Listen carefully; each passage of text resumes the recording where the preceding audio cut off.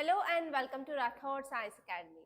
Today in this session we are going to see current affairs of 30th October 2024. So let's get started with our discussion, and there are many articles which are relevant from our examination point of view in today's paper. So we are going to see all of those articles from our examination, and I will be letting you know like how question can be asked and how you have to use these articles in your answers or in your prelims, how you have to use everything we are going to have in our discussions. Okay, let us see the first article, guys. So see the title, PM expands health cover scheme to people aged 70 and over, no income bar. So what is this article is talking about? Ayushman Bharat. Okay, so keyword is Ayushman Bharat.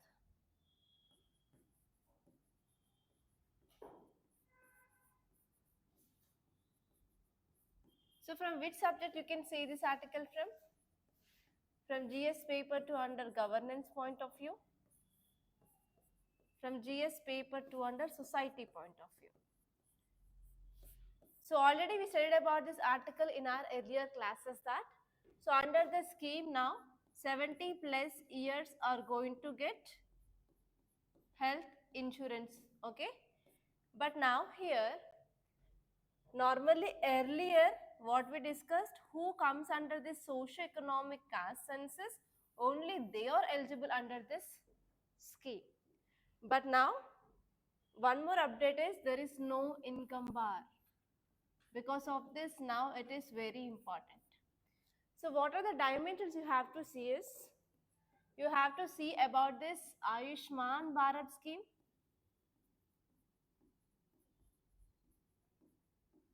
You have to see key features of this scheme, and you have to see under which ministry it comes under, and you have to see what are the benefits of this scheme, and you have to see what are the challenges of this scheme, and you have to see how far the objectives have been achieved under this scheme. So all these are the important dimensions that you have to see from this article. Okay, now let us see the context. Our Prime Minister announced the expansion of this Ayushman Bharat scheme to all senior citizens who are above age of 70 years. And the key point, keep star mark and write this, regardless of income. So whether they are coming under the socio-economic caste census or not, I don't bother. But the people who are aged above 70, they are going to get benefits under this scheme. And the important initiative of this scheme, it is to provide free hospitalization, and they are going to get 5 lakh rupees, okay, to get any treatment. And what is the important aim of this scheme? It is to reduce out of pocket expenditure as well. It is also one of the key points that you have to focus on. So if you are writing about the significance of this scheme, so what can you write? You can write about providing of free hospitalization for the people who are 70 plus years, and you can write about, yes, through this scheme government is focusing on reducing of out of pocket expenditure as well. So what are the key points that you have to see? The first important point is, you can understand there is increased access for seniors now. So the expansion of this scheme, we are especially focusing on 70 plus years. That means we are focusing on especially inclusive healthcare, one keyword. So we are focusing on inclusive healthcare, and especially now because of this expansion, now these elderly people, they are going to get medical treatment without financial barriers. So whenever these people, they are getting access to healthcare, obviously we can improve health outcomes for this vulnerable demographics, vulnerable elderly people. So this is the first key point that you have to remember. And second key point is income impact. So by providing this free hospitalization of rupees 5 lakhs, so whenever government is providing the charges up to 5 lakhs, then what happens? So what are the financial stress faced by the family will be reduced. So it alleviates the financial stress of these families, and especially they will be focusing on recovery rather than expenses now. So obviously whenever any elderly people in our home, they are having any disease, we will be focusing on, yes, obviously it will be like financial burden for the family to go for treatment for these elderly people. So we'll be not focusing on the recovery of these elderly people. But whenever government is providing this kind of schemes, then obviously we can focus on the recovery rather than expenses. And this one here is we are also focusing on technology as well, like e-Sanjeevani platform. So government's commitment to modernizing of our healthcare and making it more accessible as well, especially in remote areas where the people they don't have the proper access to the hospitals.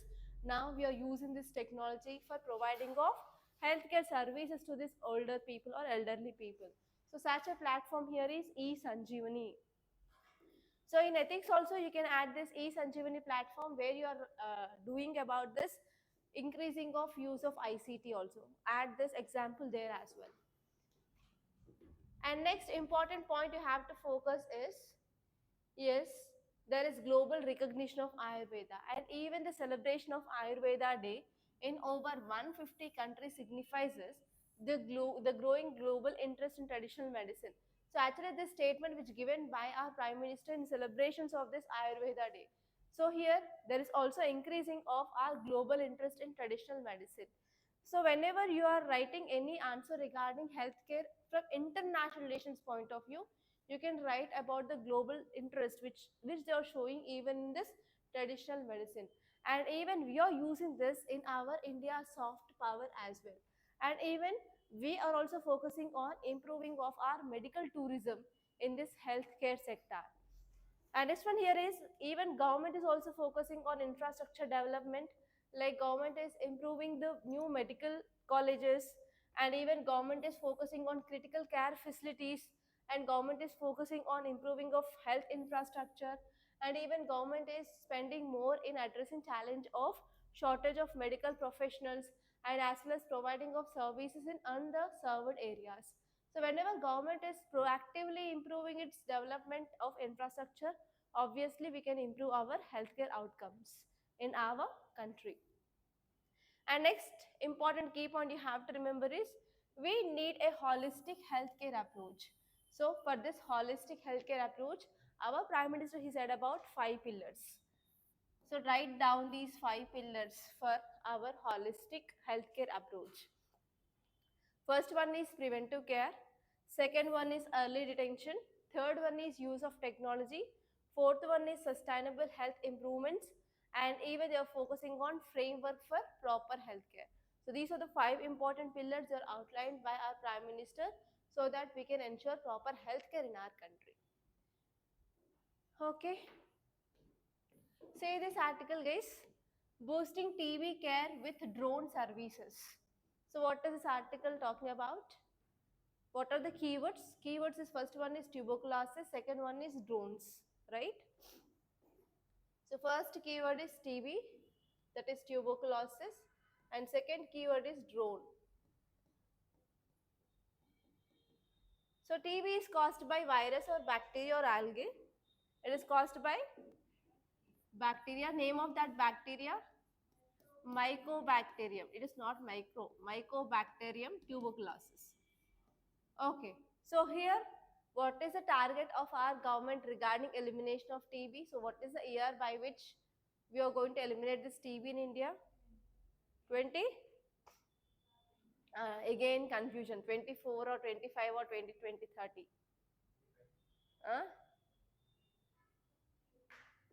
What is the earlier target? So had we reached that target? No, we didn't reach. So again our government extended that target. So see that target. So here what are the dimensions you have to see is, you have to see some basic facts regarding this TB, like caused by which bacteria and through which there is a transmission which happens from one patient to another person. And you have to see like what are the drugs which are present here, and you have to see the recent developments. So can you say some recent developments in treatment of this TB? BPAL. Okay. So you have to see the differences between BPAL and traditional medicines, and you have to see like diagnosis test, and you have to see when we have to eliminate this TB in India, and you have to see government programs. So recently some government programs are there in news. So we discussed recently, I think 4 to 5 days ago, what is that development in one of the TB program. Uh, in this week only, guys. So tell me programs of government regarding control of TB. TB Muft Yojana next. Uh, not entities. So under this, government is providing some financial assistance to the TB. So earlier it used to, government used to give 500 rupees, now it increased it to 1000 rupees. So add that recent relevant current affairs as well. Okay, so here now, what are these drones, guys? Drones, what are these drones? What are these drones? Drones are unmanned aerial vehicles. Okay, again you have to see some basic facts of drones. What is a drone? What are applications of drones? And you have to see classification of drones or types of drones, okay, etc. And now in this applications of drones, you have to add this point that we are using these drones even to reduce TB. But how we can use this drone to reduce TB? Is there any relation between these two? Yes, medicine supply next. One is medicine supply, okay, and one more advantage of using drones or application of drones. So do you know the test of TB? So how we can diagnose this TB? What happens in the patient of TB whenever they are coughing continuously? They will get sputum, they will get blood. So especially in some remote areas, if we have to diagnose this TB, do we have any facilities there? No. At that time, if you want to go for diagnosis test, especially sputum analysis, now we are using these drones in the remote areas to carry those samples to the nearby centers. So there are two applications of these drones now in this TB. First one is for sputum analysis, second one is to deliver the medicines. Okay, now let us see this article in detail. So All India Institute of Medical Sciences launched drone services to improve TB care in remote areas of Telangana itself. So see, the students of Telangana, at least remember this. So AIMS launched this using of drone services for improving of TB care in remote areas of Telangana, and this program had been inaugurated by Prime Minister. And in this initiative, we are focusing on transporting of sputum samples from primary healthcare centers to TB units and even to deliver medicines back. So there are two applications. First one is carrying of sputum samples and next one here is delivery of medicines. So what are the key things that you have to remember here is, yes, we are using drones in this healthcare services. So it is one of innovative healthcare delivery. So use of drones, which signifies is a transformative approach now we are using in our healthcare, especially in some remote areas or the rural areas, okay, where the traditional transportation services are inadequate. So if there is no transportation services, what are the sputum that we had been gathered from the patient, we can't go for proper analysis, proper lab test, etc. So in the places where they are very remote, especially where there is traditional transportation methods are inadequate, we are using the drones. And second one is, yes, government is also showing some support to use technology in this public healthcare system so that we can fight against tuberculosis. So if you are writing any answer regarding what are the programs taken by the government to eliminate in TB, you have to use this as well, because government is supporting to eliminate TB in especially remote areas. Okay, can use about this drone services recently inaugurated by Prime Minister in state of Telangana in remote areas. So you have to add this point there, like what are the programs of government. And this one here is community involvement by employing the local women as drone didis. The project not only empowered the communities but also promote gender equality in healthcare roles. And again, one more important point. So here to drive these drones or to operate these drones, women are employed. They are called as drone didis. Whenever you're writing any answer regarding gender equality or women empowerment or community empowerment, you can use this case study. Okay, so here women are employed in this operating of drones in Telangana, which is promoting gender equality in healthcare rules. And this one is, what is the feasibility of drones?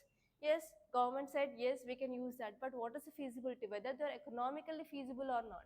So this project will assess about practicality of drone usage in transporting the medical supplies, so that we can understand that in future can we go for using of this or not.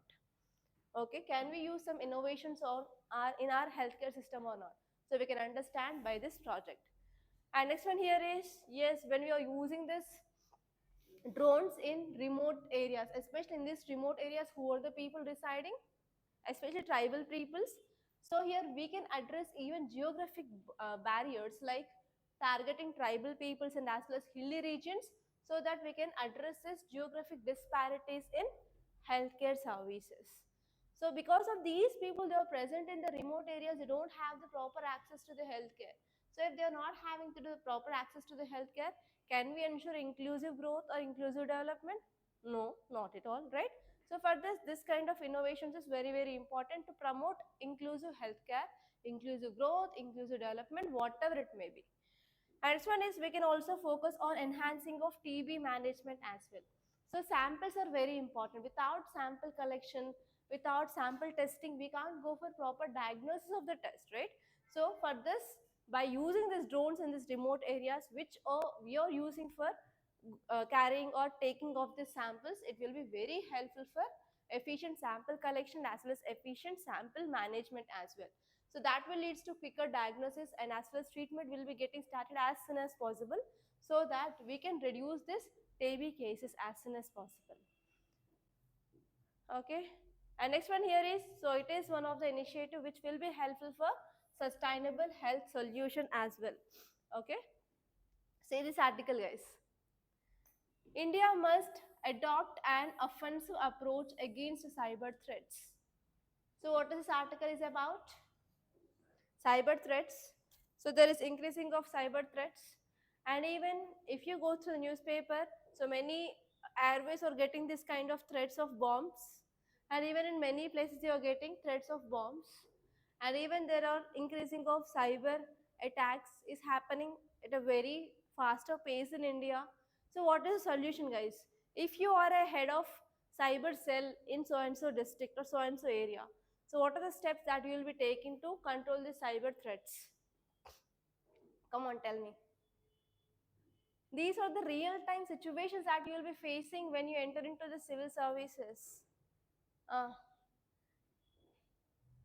Not only book knowledge is important, you have to understand society very better way, so that you can address those kind of challenges. Not only clearing this examination is important for you, so clearing examination is just one step. After entering your services, you will be getting this kind of challenges every day. Every single day you will be having a new challenge. mm. Now you will be feeling that reading this syllabus, understanding them, remembering them, recalling them is difficult, but it is not at all difficult. It's just 1%. But after entering your services, you will be having pressures from your seniors, from ministers. Every day you'll be having one new type of challenges because of increasing of technology, science, developments, new types of crimes will be coming. So it will be becoming a very challenge to chase those crimes. Now tell me how you will be doing this type of cyber threats. How you will be controlling, guys? Come on. Huh? Digitalization. How digitalization? Because of this digitalization itself, there is increasing of cyber threats, right? Uh, Come on. Think, Nadisha. Mani. Sandeep. Matao. Okay. So from which subject at least we can see this article? From GS paper 3 under science and technology. So what are the dimensions that you have to see? You have to say about different types of the cyber threats. Can you tell me types of cyber threats? Malwares. Next, ransomware, phishing. Okay, so your work is try to list down different kinds of cyber attacks. And you have to see the difference between one cyber attack to another cyber attack. Like what is the difference between ransomware and phishing? Okay, you have to know about this. Without knowing this, you can't address this problem. Okay, you have to list down the different types of this cyber threats. And you have to see how India is fighting. How India is fighting, and you have to know about what is the machinery which is present. You have to see what is the machinery which is present in India that we are using now. So recently we saw about I4C, right? I4C is also saying about this cyber threats are increasing day by day. So like this I4C, what are the things that we have? For example, we have certain. Okay, like that you have to see what is the exact machinery which is present in India, and you have to see case studies from other countries. Like you can take example of USA, Japan, China, and Russia. So how they're tackling with this kind of issues, so that you will be having enough points to write in way forward, like these and these countries are having this kind of things you're using, so that in future we can also use that kind of technology. We can focus on research and development. So like that you can give some way forward in your answers. So for that this exercise will be very useful, and do this after this class, don't forget. Okay, so what this article is saying about is India's national security is increasingly threatened by cyber warfare. So there is increasing of threats in our country. Because of that, it is having impact on our national security. So here, super cyber force and surgical strikes according to Prahar report. So wrote down this report. So Prahar report is saying that there is increased cyber attacks or threats in our country. Especially we need to have this super cyber force, and we need to focus on this surgical strikes as well, according to this Prahar report. Okay, this report is saying that there is increasing of cyber attacks. There may be increasing of cyber attacks in India by 2020, 33 and 2047 as well. So to address this kind of cyber issues, we need to have technology infrastructure. We need to focus on our improved technology. What are technology we are having, it is not at all enough to address the future kind of attacks. So we need to want more advanced technology, and we need to focus on the skill enhancement of the people who are working in the cyber cells. And this one is we need to focus on public education, like what are the cyber attacks, how the people are doing the cyber attacks. You should not click this links, or if you're getting any call on this number, so please don't left, so please don't share your OTPs, like that. At least people need to be get aware. And next one here is, alone in this 2023 itself, 79 million cyber attacks they were recorded. So you can understand what is the population of India. What is the population of India? 10. Okay, we didn't got the census, but according to 2011 census. Wow, very good. Do you know the population of India? Huh? Million or billion? Ah. Say loud. Why are you murmuring inside? Say something outside. Hema, what is population of India? Population of India. Ah. Ah. No, no. Very good. So here if you see the attacks, that means at least 1 in 2 population they got this cyber attacks. You can understand what is the range of cyber attacks which is happening in India in 2023 alone. So this report is saying that by 2033 or by 2047, it will be going to increase furthermore. Okay, so here experts now they are warning that if we are restricting the legitimate platforms, that could also drive the users to more dangerous and unregulated online spaces. So here many a times government will be banning some types of websites, some types of apps as well. So if you are doing that also, we will be having more dangerous impact on our national security. So this is the thing which mainly said. Okay, if you see some important details, cyber warfare, it is a now new battlefield. So even when we discussed about ethics, in ethics we discussed about ethics in international relations. So the first topic we discussed was war. Yes or no? War is a battle between two different nations. So there we discussed about different types of wars. So there we have traditional wars, cyber war, water wars, and we also gave an example of cyber warfare is a new type of warfare now we are having. So here this article is also saying that cyber warfare, it is a new battlefield, and this report is saying that cyberspace is now a critical front in national security. Rather than bordering our borders or providing security at the borders, we have to focus on the cyberspace. Okay, and next one here is this report is saying that there is dramatic increase in the cyber attacks. Like 79 million attacks had been reported in this 2023 alone. Okay, so there may be a potential rise of these cases to 1 trillion annually. So you can understand the level of threat that we are having to our national security from the cyber attacks. Okay, and next here, because of this cyber attacks, obviously it will be causing losses to our economy. So the estimated loss is rupees 1,750 crore rupees. It will be having obviously the direct impact on our economy. So whenever we are having increased amount of cyber threats in our country, can we attract more investments? No, it will be also affecting our investments as well. And here this article is saying that yes, this report is saying that we need to have the more advanced technology, skill enhancement and stronger technology ecosystem so that we can better withstand to our cyber threats. So if you are getting any case study regarding this cyber attacks, if you are the head of cyber cell, what are the steps you have to take? So you have to focus on these points, guys. So we have to focus on improved technology.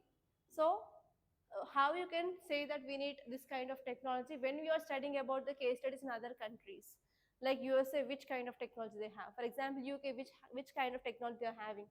Russia, which kind. Japan, which kind. China, which kind. So we can give the examples and we can say that yes, we can also have little more advanced technology as which is used by some developed countries. And this one is skill enhancement. You can provide especially skills in cyber warfare for the people who are working in this. And next one here is you can say about the public awareness. And that public awareness, how you have to aware the public about this cyber attacks. Okay, and next one here is you have to focus on community governance and community education against the cyber threats, and we have to empower these communities. And next one here is, so this report which also giving some warning about over regulation of some platforms. If you are regulating some platforms, the people will be diverted and they will be using other legitimate, other illegitimate things. So that will lead to potential threat to our national security. So we need to have a proper balanced regulatory approach regarding that. And this one here is regional security dynamics. So if you see here, this article gave a reference to the Bangladesh. So this report which highlights that how regional adversaries can exploit this cyber vulnerabilities. So we need a strategic vigilance in South Asia, like how the South Asian countries are focusing on this cyber attacks. So we need to learn those lessons from these regions. Okay, so see this article. Shah unveils mobile app for birth and death registration. So where we can connect this article?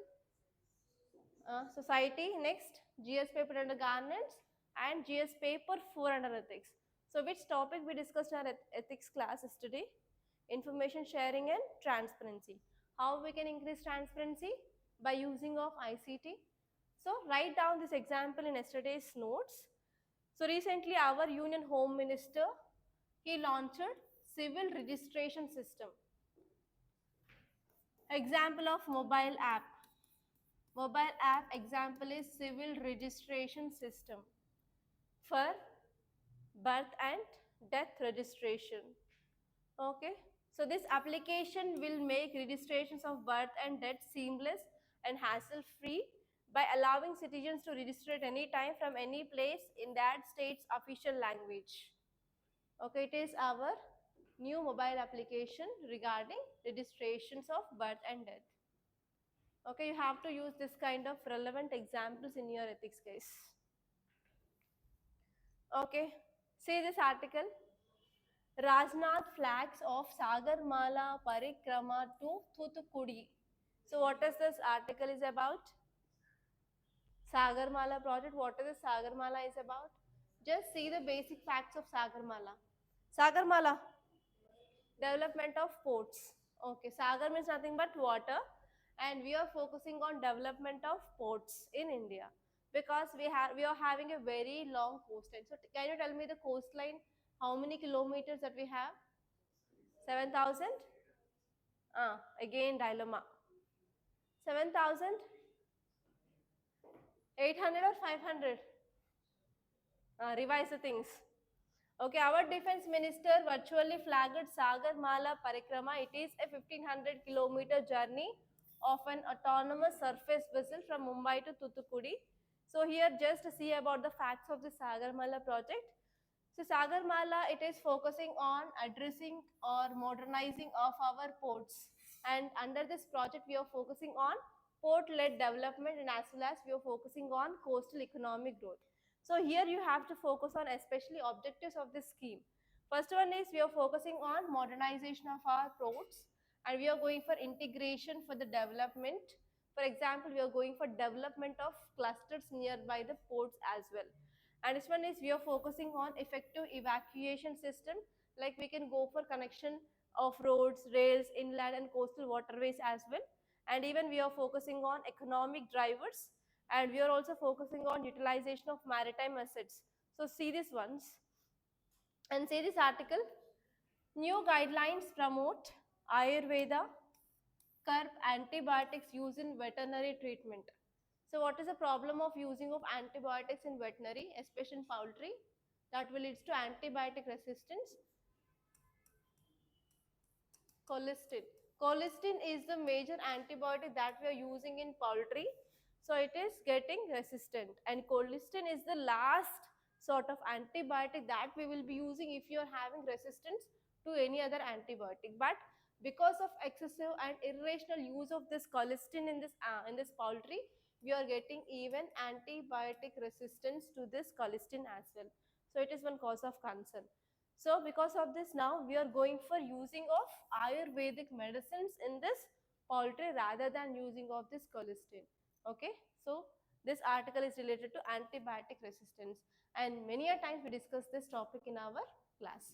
So just revise about what is antibiotic resistance and you have to see how we can address this challenge of antibiotic resistance. Okay. So see this article, a picture of a growing economic divide in India. So what is this article talking about? Economic divide. What is that economic divide is about?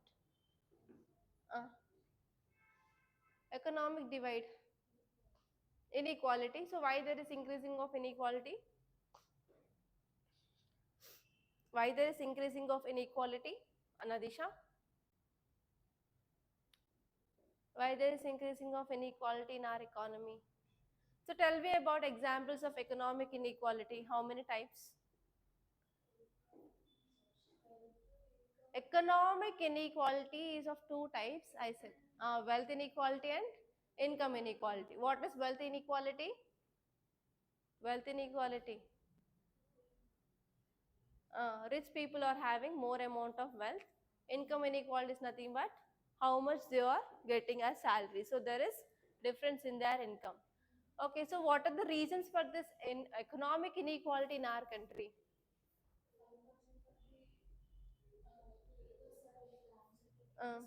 60% of wealth. Okay, that point is right. But why? What are the reasons? Uh, why? Why they are getting difference? Yes, skills. Okay, lack of skills. Next, lack of proper education. Next, stereotypes. Okay, patriarchal society. Next, LPG reforms. Okay, next, yes, tax system. Okay, Low wages, okay. Next. Huh? Yes, female labor force participation is very less. So what is the female percentage who are working in this economic activities? 30? 37%. Next. Unemployment. Next. Yeah, pandemic, okay. Pandemic, recession. In other countries, there is less investment, so that there is no proper providing of employment. So it is also leading to economic inequality, etc. Yeah, what? Increase in technology, automation. Okay. Yeah, whatever it may be. So here recently one report released. Write down this report. EAC PM report. EAC PM report. So India's economic divide is highlighted in recent EAC's PM report, and this report showcases that there is regional disparities in income and as well as investment. So EAC PM report says that there is regional disparities in income and as well as in investment. So especially if you see, while western and southern states they thrive, eastern and northern states they lag. So especially in India, western states and southern states. So this part of our country they are doing good, but this part, north and east part of country, they are lagging. So this is the concern which is mainly said in this report. So here this report is saying that investment patterns here favor richer areas and public policies that tend to neglect poorer states. So normally if you are attracting investments from other countries, in which state we are attracting more? So which are manufacturing state, they will be getting more investment compared to that of other states like BMARU states. So BMARU states, they are less developed states which are part of this northern and as well as eastern part. So obviously what happened? So where the development will be more? In the western and as well as southern states where they are performing very well. That is the thing which mainly said in this article. So because of this, what happened there is income inequality or economic inequality is wide when we are comparing with the top western and southern states with northern and as well as eastern states. So here this article is saying that there is increasing of gap between the states, especially northern and southern states. Because of this, it is also having impact on our nationality. And now, because of this inequality, it is also raising the questions about equitable development. And even, do you know about this finance commission? What is this finance commission? Okay, once in how many years we will be going for setting up of this finance commission? 5 years. So which is the present finance commission that we are going to set up? 16th. So what is the role of this finance commission? Vertical devolution and horizontal devolution. So here again, whenever this finance commission which is taking this role of vertical devolution of funds from center to state, again this is one dilemma that it will be facing, like which states need to be give more amount of funds. Okay, next one here is we are also saying that there is investment inequality. So higher investment is related to better economic performance. It is creating a visual cycle where richer states are attracting more funds. So whenever you are getting any investments, so these richer states are attracting this more funds. More investment means obviously more development. So these richer states, they are becoming much more richer. So that will again leads to widening of gap between this southern and northern states. So we are having this problem. So because of this, richer states which are attracting more funds, again the poorer states, they are having this same struggle. And next one is, yes, what happens whenever there is increasing of gap between these richer and poorer states. So can we ensure proper cooperative federalism? No. Again, it will be having impact on the resource distribution between central government and as well as state governments. So it is mainly affecting the spirit of federalism. So whenever finance commission says that this country, so these states, they are poorer countries, if they are getting more amount of funds, these countries which are rich, will they be silent? No. They says that yes, we need to have the same amount of funds. We are also having the right to have the same amount of funds from the central government. So again, that will be undermining the spirit of federalism. And this one here is, yes, to attract the more funds even in that poorer states, what we have to focus? We have to focus on infrastructure development. Quality of infrastructure is very important. and even we need good governance for attracting of investments, so that we can also provide some help to this poorer states in our country.